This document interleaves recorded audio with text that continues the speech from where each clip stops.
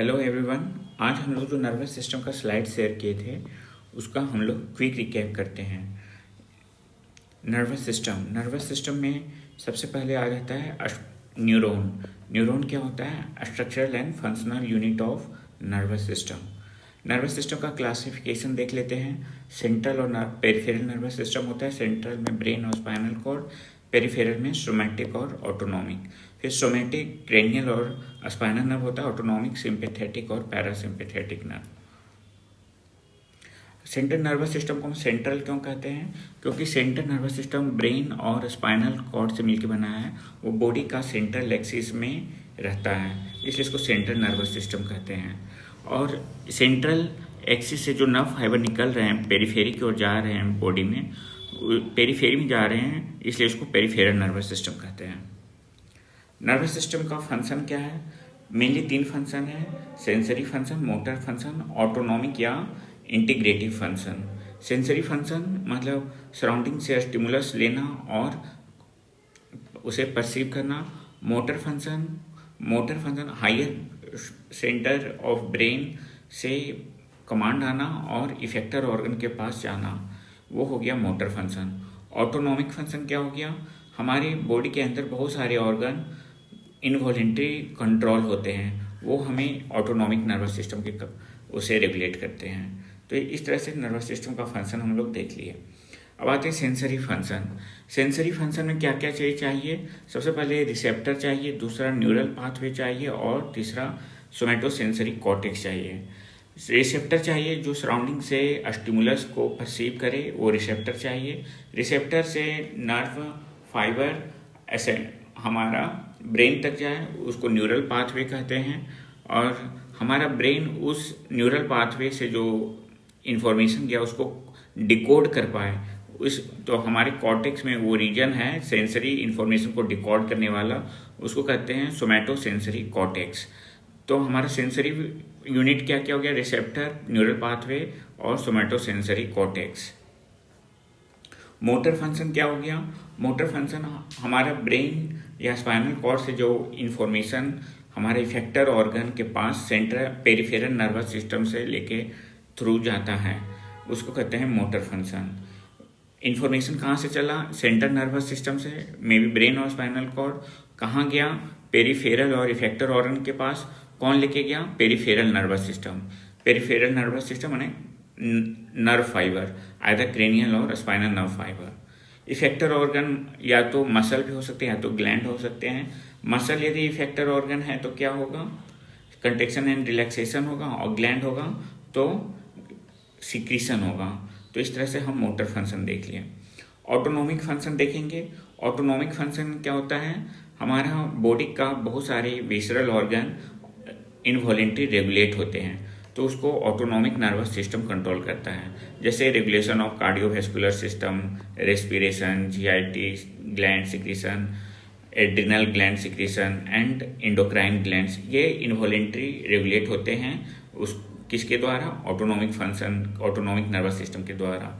To maintain homeostasis, body में balance बनाए रखने के लिए ये ऑटोनॉमिक नर्वस सिस्टम की जरूरत पड़ती है।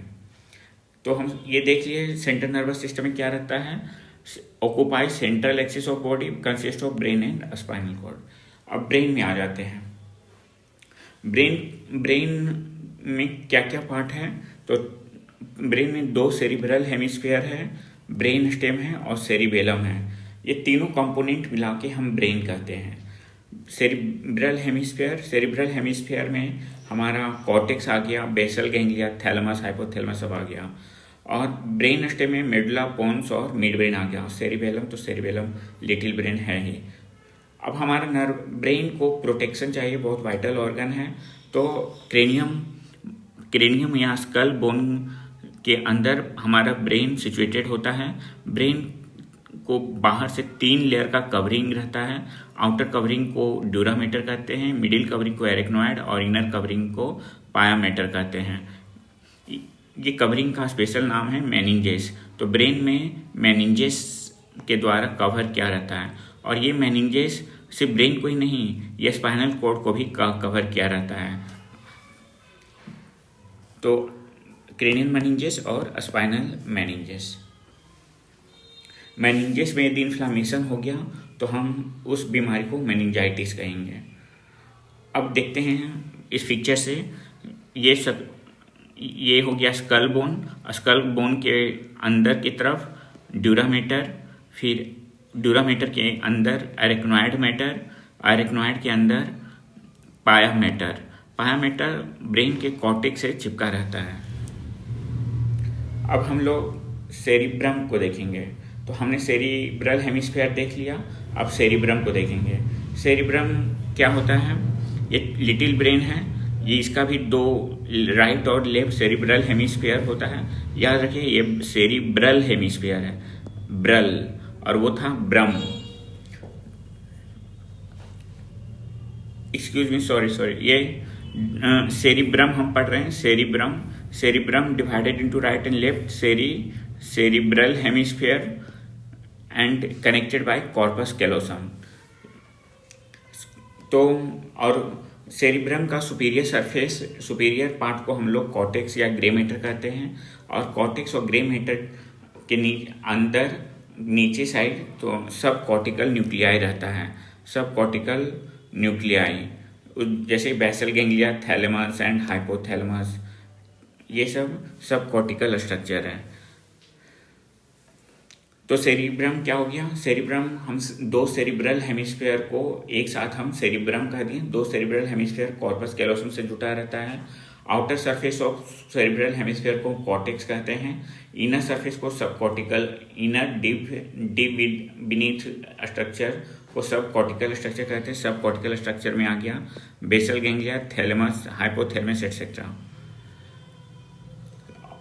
सेरिब्रल हेमिस्फीयर या कॉर्टेक्स जिसको कहते हैं, कॉर्टेक्स में सल्काई और गायराई रहता है। सल्काई क्या है? सल्काई डिप्रेशन है और गायराई एलिवेशन है, एलिवेशन।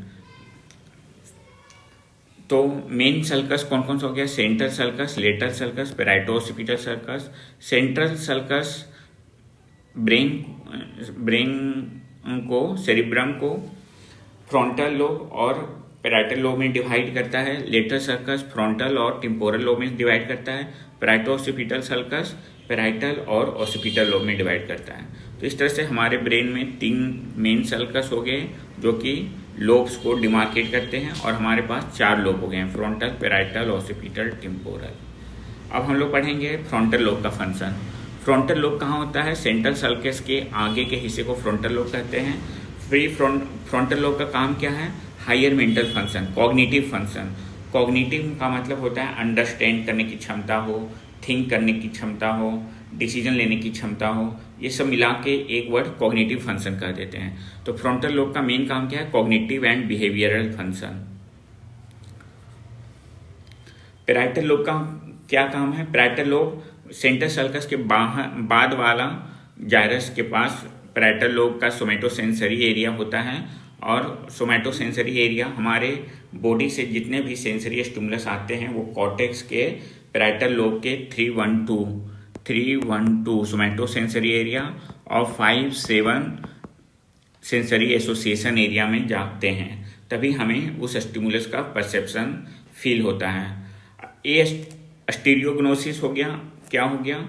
स्टीरियोग्नोसिस, हम आंख बंद करके हाथ में कोई चीज, कोई पदार्थ लें, कोई सब्सटेंस लें, और हम अंदाजा से ही बोल देते हैं कि हमने चाबी पकड़ा है, पेन पकड़ा है।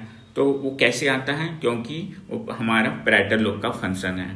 यदि पेराइटल लोब में डैमेज हो जाए सोमैटोसेंसरी एरिया में, तो हमें recognition of common familiar object हम नहीं कर पाएंगे, उसको कहेंगे एस्टीरियोग्नोसिस। स्टीरियोग्नोसिस में रिकॉग्निशन करना, एस्टीरियोग्नोसिस में रिकॉग्निशन नहीं करना। लिम्बिक सिस्टम कहाँ होता है? कॉर्पस कैलोसम के चारों ओर कुछ स्ट्रक्चर मिल जाते हैं, उसको कहते हैं लिम्बिक लोब और पैपेज सर्किट मिला के हमारा लिम्बिक सिस्टम बनता है। लिम्बिक सिस्टम का काम क्या है? लिम्बिक सिस्टम का मेन काम है इमोशन, मेमोरी और रिस्पॉन्सिव एक्शन। हम जो फीलिंग करते हैं, हम जो याद करते हैं और हम किस तरह रिस्पॉन्ड करते हैं, ये लिम्बिक सिस्टम गवर्न करता है। हमारे ब्रेन में टोटल 47 ब्रॉड मेन एरियाज होते हैं, सेल के स्ट्रक्चर और फंक्शन के, न्यूरॉन के स्ट्रक्चर और फंक्शन के आधार पे पूरे सेरिब्रल हेमिस्फीयर, पूरे सेरिब्रल कॉर्टेक्स को ब्रॉडमैन साहब ने 47 एरियाज में डिवाइड कर दिया और हर एरिया का स्पेसिफिक स्ट्रक्चर और फंक्शन होता है। हमारा सेरिब्रल कॉर्टेक्स में 6 लेयर होते हैं और यदि पुराने आदमी माने आदि मानव हैं, हमारे एंसेस्टर हैं, तो उनमें 6 लेयर से कम होते थे, इसलिए उसको एलो कॉर्टेक्स कहते हैं। एलो मतलब पुराना, ओल्ड कॉर्टेक्स, आदि मानव का। और हमारा जो कॉर्टेक्स है ह्यूमन बीइंग का, वो है नियो कॉर्टेक्स, उसमें कंप्लीट 6 लेयर होते हैं कॉर्टेक्स के। ये देख लीजिए, ये हमारा राइट और लेफ्ट सेरिब्रल हेमिस्फीयर है, सुपीरियर व्यू, ये लॉन्गिट्यूडनल फीचर है, ये frontal lobe, parietal lobe, occipital lobe, temporal lobe इसमें नहीं दिखेगा, टेम्पोरल लोब यहाँ दिखेगा लेटरल सरफेस में। ये हो गया सेरिबेलम, ये हो गया ब्रेन स्टेम। तो हमारा ब्रेन में क्या चीज़ रहता है, सेरिब्रल हेमिस्फीयर हो गया, सेरिबेलम हो गया और ब्रेन स्टेम हो गया। ये 3 चीज मिलकर हमारा ब्रेन बनाता है। सब कॉर्टिकल स्ट्रक्चर कौन कौन सा होता है, तो इम्पोर्टेंट है basal ganglia, limbic system, thalamus, hypothalamus. Basal ganglia का काम क्या है? बेसल गैंग्लिया का काम क्या है? Planning and execution of movement. ये हेल्प करता है मसल टोन को मेंटेन करने में और बैलेंस एंड कोऑर्डिनेशन को मेंटेन करने, बॉडी का बैलेंस और कोऑर्डिनेशन को मेंटेन करने में हमारा बेसल गैंग्लिया मदद करता है। बेसल गैंग्लिया के डिफिशियंसी से क्या होगा, तो उसको बेसल गैंग्लिया के लीजन से पार्किंसन डिजीज होगा। पार्किंसन में क्या होता है, हमारा मसल टोन बिगड़ जाता है, रिजिड हो जाता है मसल।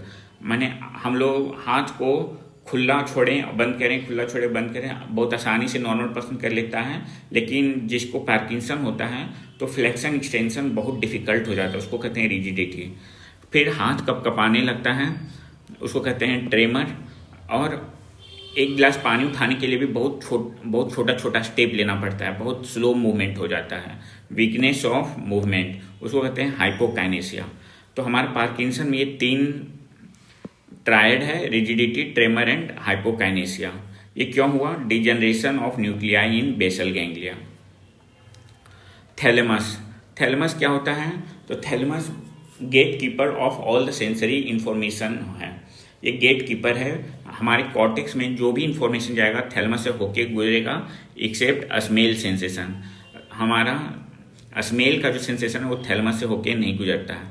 थैलेमस का काम क्या है, वो फिल्टर करता है हर सेंसरी इंफॉर्मेशन को ब्रेन के पास जाने के लिए, और ये हमारा consciousness and alert state, wakefulness state को मेंटेन करता है।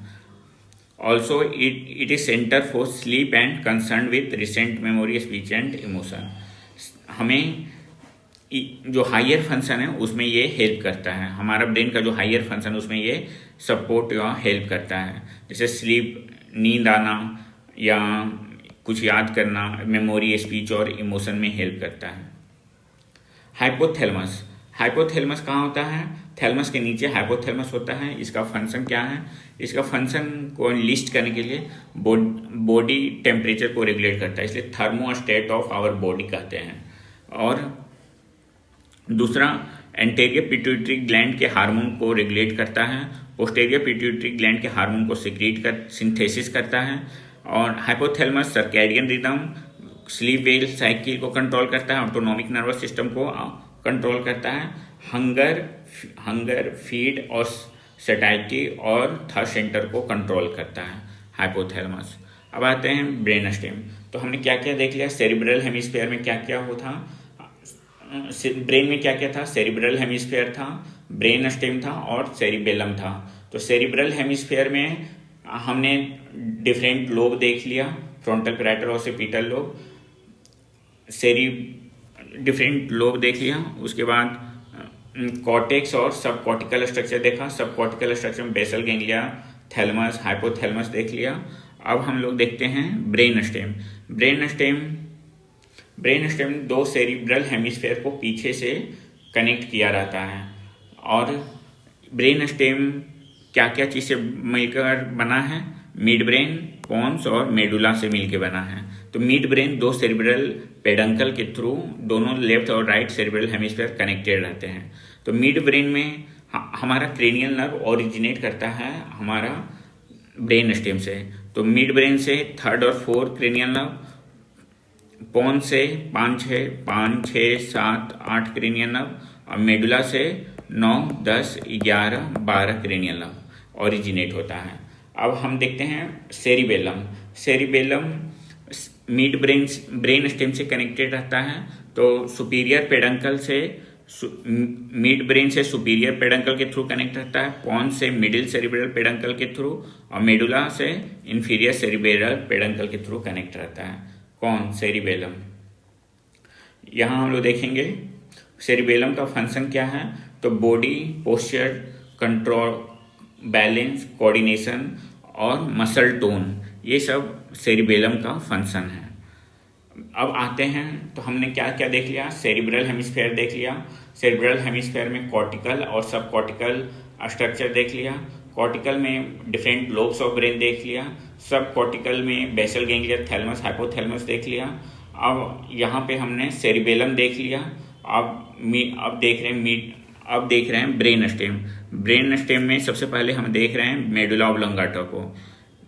तो मेडुला ऑब्लंगाटा स्पाइनल कॉर्ड से नीचे जुड़ा रहता है और मेडुला ऑब्लंगाटा में हमारे इनवॉलेंट्री एक्शन का सेंटर रहता है, जैसे cardiac centre, respiratory centre, vasomotor centre, vomiting, coughing, sneezing and swallowing centre and sensory and motor pathways medulla oblongata से कनेक्ट उनसे गुजरते हैं।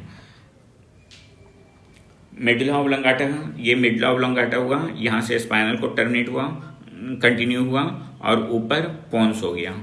तो मेडुला ऑब्लंगाटा ये सब हम देख लिए। इसका फंक्शन हम लोग देख लिए, respiratory, heart rate, arterial constriction, swallowing, hiccupping, coughing. अब देखते हैं पोन्स। मेडुला के ऊपर क्या रहता है? पोन्स रहता है। पोन्स को मतलब ब्रिज होता है। ब्रिज ये कनेक्ट करता है मिड ब्रेन और मेडुला को। It is a relay station. It give origin, यहाँ से cranial nerve 7, 8 cranial nerve, sorry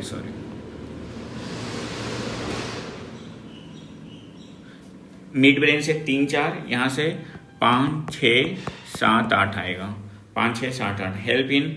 यहाँ पे रेस्पिरेटरी सेंटर रहता है। हमारा ब्लड में कार्बन डाइऑक्साइड का मात्रा जैसे ही बढ़ेगा तो हमारा पोन्स डिटेक्ट कर लेगा और ब्रीदिंग रेट इंक्रीज कर देगा ताकि कार्बन डाइऑक्साइड बाहर एक्सपेल हो जाए। तो ये हो गया पोन्स। अब आते हैं मिड ब्रेन में। मिड ब्रेन कहाँ होता है? तो मिड ब्रेन के ऊपर दोनों सेरिब्रल हेमिस्फीयर सेरिब्रल पेडंकल से जुटा रहता है और नीचे पोन्स मिड ब्रेन से जुड़ा रहता है। मिड ब्रेन में भी कौन कौन सा न्यूक्लियाई है? 3 और 4 क्रेनियम न्यूक्लियाई है, जो कि 3rd और 4th क्रेनियम ओरिजिनेट होता है मिड ब्रेन से। एक ये भी रिले स्टेशन है for sensory and motor fibre. Function क्या है? हमारा पोस्चर को मेंटेन करता है और हमें सीधा बैठने या खड़ा होने में मदद करता है। तो ये हो गया ये हो गया थैलेमस, ये हो गया ये ग्रीन, ये पूरा हो गया ब्रेन स्टेम में ये mid brain, pons, medulla. Mid brain ये हो गया एंटेरियर व्यू, ये हो गया पोस्टेरियर व्यू।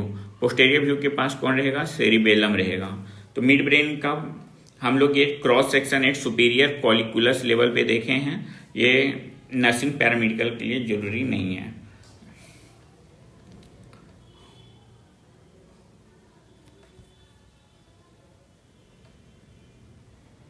अब आते हैं रेटिकुलर फॉर्मेशन। रेटिकुलर फॉर्मेशन क्या है? Reticular formation bundle of nerve fibre है, असेंडिंग और डिसेंडिंग दोनों इसमें रहते हैं, जो कि हमें कॉन्शियस और अलर्ट स्टेट में हमें रखते हैं। यदि रेटिकुलर फॉर्मेशन का न्यूक्लियाई यदि डैमेज हो जाए तो पर्सन कॉन्शियस नहीं रहेगा, वो कोमाटोज हो जाएगा, वो कोमा में चला जाएगा। और सोते समय हमारा सेंसरी इनपुट रेटिकुलर फॉर्मेशन में कम हो जाता है ताकि ब्रेन को एक्टिव सिग्नल ना मिले और तभी हम नींद में जा सकते हैं। तो रेटिकुलर फॉर्मेशन हमारा स्लीप वेल साइकिल को कंट्रोल करता है, कॉन्शियसनेस और अलर्टनेस को कंट्रोल करता है, और ये हार्ट रेट, बीपी और रेस्पिरेशन को भी कंट्रोल करता है। अब स्पाइनल कॉर्ड आ गए, तो हम क्या क्या देखें। अभी तक हम सेरिब्रल हेमिस्फीयर, ब्रेन में सेरिब्रल हेमिस्फीयर, ब्रेन स्टेम और सेरिबेलम। सेरिब्रल हेमिस्फीयर में कॉर्टेक्स और सब कॉर्टिकल स्ट्रक्चर, ब्रेन स्टेम में मिड ब्रेन, पोन्स और मेडुला। मिड ब्रेन में देखे थे सुपीरियर, एंटीरियर और पोस्टेरियर साइड होता है। पोस्टेरियर सरफेस पे सुपीरियर और इन्फीरियर कॉलिकुलस रहेगा। मिड ब्रेन का ही एक पार्ट है सब्सटेंशिया नाइग्रा, जो कि बेसल गैंग्लिया के कंपोनेंट है। अब हम देखेंगे स्पाइनल कॉर्ड। स्पाइनल कॉर्ड का ट्रांसवर्स सेक्शन है ये एंटेरियर या वेंट्रल रीजन है, क्योंकि यहाँ पे फीसर है, और यहाँ पे डॉर्सल, ये वेंट्रल या एंटेरियर सरफेस, ये डॉर्सल या पोस्टेरियर सरफेस। हमारा स्पाइनल कॉर्ड में डॉर्सल हॉर्न रहता है, ये 2 डॉर्सल हॉर्न, 2 वेंट्रल हॉर्न और 2 लेटरल हॉर्न। ये लेटरल हॉर्न हो गया। डॉर्सल हॉर्न हमारा sensory nerve fibre dorsal horn में इंटर करता है, और मोटर फाइबर एंटेरियर या वेंट्रल हॉर्न से निकल के हमारा motor nerve fibre ventral horn से निकलता है। और दोनों हॉर्न, डॉर्सल और वेंट्रल हॉर्न के बीच में सेंट्रल कैनाल रहता है, जिसमें सीएसएफ फ्लो करता है।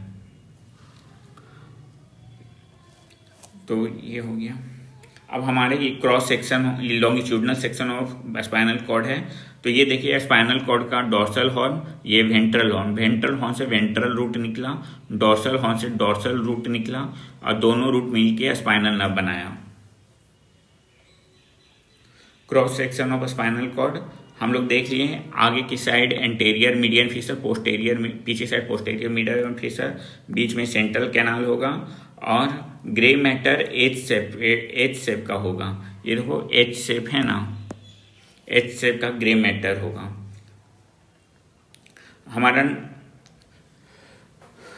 हमारा स्पाइनल कॉर्ड में क्या रन करता है, तो सेंसरी नर्व फाइबर जो कि रिसेप्टर से चला था, और वो थैलमस से होते, स्पाइनल कॉर्ड से होते थैलमस तक पहुंचेगा। थैलमस से फिर प्रोजेक्ट होगा सेरिब्रल कॉर्टेक्स में, और सेरिब्रल कॉर्टेक्स में से मोटर फाइबर वहाँ से निकलेगा, और लिम्बिक इंटरनल कैप्सूल से पास होते हुए फिर स्पाइनल कॉर्ड में आएगा। स्पाइनल कॉर्ड से फिर इफेक्टर ऑर्गन में जाएगा। तो हाँ, स्पाइनल कॉर्ड क्या कंटेन करता है, ascending and descending motor fibre, motor tracts, ascending और descending nerve tracts. Ascending tract कौन कौन सा होता है, तो डॉर्सल कॉलम डॉर्सल या पोस्टेरियर वाइट कॉलम, ये हमारे बॉडी सरफेस से 2 पॉइंट डिस्क्रिमिनेशन, प्रोप्रियोसेप्शन और वाइब्रेशन सेंस को कैरी करता है। और लेटरल और anterior spinothalamic tract, lateral spinothalamic tract carries pain and temperature impulses, ventral spinothalamic tract carries crude touch. तो हमारा फाइन टच कौन कैरी किया, fine touch dorsal column pathway carry किया, और क्रूड टच हमारा विसरल या एंटेरियर स्पाइनोथैलेमिक ट्रैक्ट कैरी किया, और लेटरल स्पाइनोथैलेमिक ट्रैक्ट पेन और टेम्परेचर इंपल्सेस को कैरी करता है। अब हमने जो इंपल्सेस स्पाइनल कॉर्ड से ले गया, सेंसरी रिसेप्टर से निकला, स्पाइनल कॉर्ड के पास किया, स्पाइनल कॉर्ड से कॉर्टेक्स में कहाँ जाता है ये सेंसरी इन्फॉर्मेशन, तो कॉर्टेक्स में सोमैटो सेंसरी एरिया जाता है, एरिया नंबर 312, ये पोस्ट सेंट्रल जायरस में जाता है, और 5-7 area number 312 primary सोमैटो sensory area, 5-7 sensory association area. तो वहाँ पे हमारा सेंसरी फाइबर गया, तो हमें cortex, sensory cortex nerve fibre के सिग्नल को डिकोड कर लेगा। सेंसरी कॉर्टेक्स में फिंगर, थंब और लिम्स का रिप्रेजेंटेशन सबसे ज़्यादा होता है, क्योंकि इसके लिए फाइन ट्यूनिंग, ये सब skill motor activity, motor finger, thumb और लिप्स, ये सबसे ये तीनों से हम लोग सबसे ज़्यादा काम करते हैं।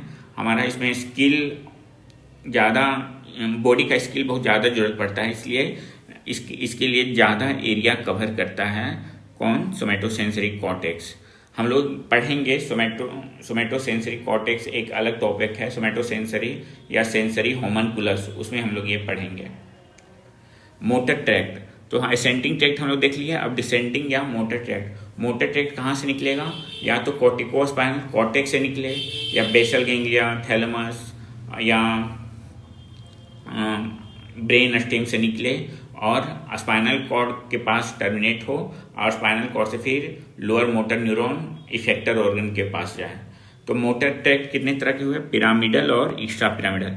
पिरामिडल मतलब corticospinal tract, extra pyramidal corticospinal tract को छोड़ के जितने भी ट्रैक्ट हैं वो मोटर ट्रैक्ट हैं, वो एक्स्ट्रा पिरामिडल। एक्स्ट्रा पिरामिडल कहाँ से ओरिजिनेट होते हैं, ब्रेन स्टेम से ओरिजिनेट हो सकते हैं, हाइपोथैलेमस से ओरिजिनेट हो सकते हैं, बेसल गैंग्लिया से ओरिजिन हो सकते हैं। फंक्शन क्या है कॉर्टिकोस्पाइनल ट्रैक्ट का, तो फाइन और प्रेसाइज मूवमेंट ऑफ फिंगर और स्किल वर्क को कंट्रोल करता है। इसका ये लेटरल कॉर्टिकोस्पाइनल ट्रैक्ट का कुछ 80% फाइबर लेटरल जाता है और 20% फाइबर एंटेरियर आता है। एंटेरियर क्या कमांड करता है, ये control the muscle of the trunk and proximal portion of limbs to carry out postural adjustment and gross movement. Anterior है वो हमारे ग्रॉस